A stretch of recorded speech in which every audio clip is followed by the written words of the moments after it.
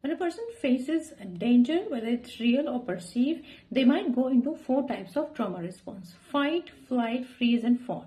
Fight response is the one in which you want to run away, and people usually do go for that response when they know that they have enough resources to run away, to fight, to flight from the scene. It could be metaphorically, or by just avoiding a conversation, switching topic, or deflecting on something else. Or it could be literal, which means literally running away from the scene, from the environment where you're feeling afraid. Second is fight response, in which the person fights back.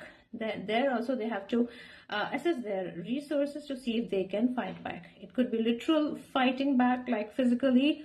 It could be metaphorical, where you're fighting, not literally, but trying to assert your rights personally, or by taking help of authorities and all that.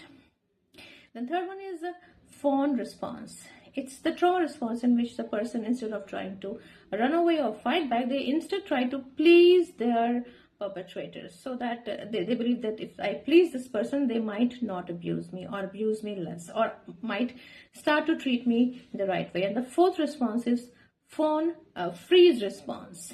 In this response, the person literally freezes. Literally freezes, like victims of sexual assault or little children when they are being physically punished at home or at school. They just freeze. They don't know what to do, so they just freeze and take the whatever is coming to them. Metaphorically, freezing means going numb, becoming not non-emotional, becoming disconnected from your own emotions. It's like stepping out of your body and watching yourself from the another dimension. When the emotions are too overwhelming, a person might want to leave their body. This is your nervous system's way of protecting you, because when the emotions are too negative and too intense, and you are totally feeling helpless and you do not have any resources to deal with them, your nervous system will shut your brain down. It's like sometimes when a phone gets too heated, it says that it's turning itself off so that it can remain safe and work functionally later on. That's how the brain responds.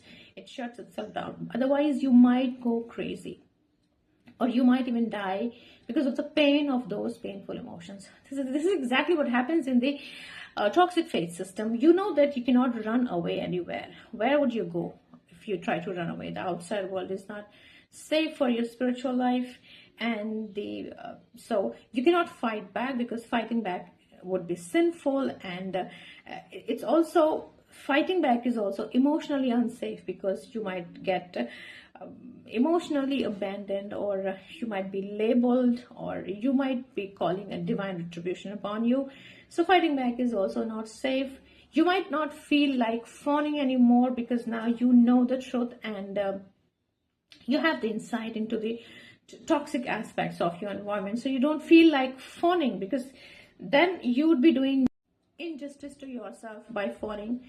So now your brain is too overwhelmed, so it shuts down, and now you don't feel anything. You go numb. So people in toxic faith system, they cannot imagine a life outside, because the doctrine has wrapped itself around their identity.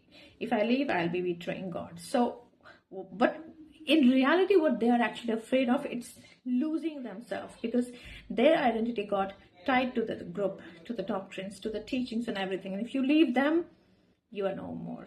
You are nothing. You don't know who you are. So the fear is existential, and that's how the emotional freeze takes place. Because